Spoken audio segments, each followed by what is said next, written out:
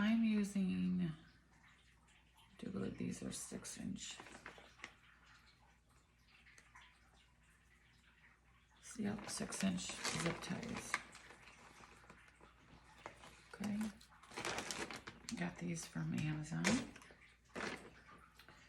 So you take your board, this is the large Unique in the Creek board, and we're going to be using, so on the side it shows that there's rows. This is row 1, 2, 3, 4, and 5.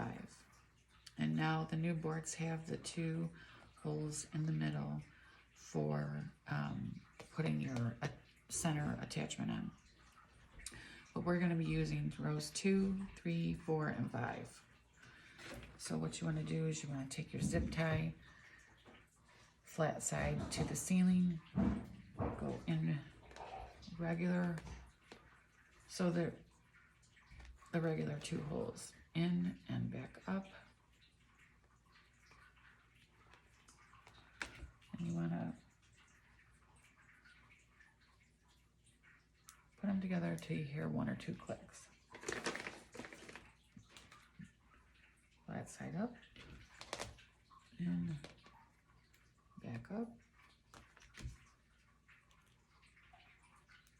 1 or 2 clicks.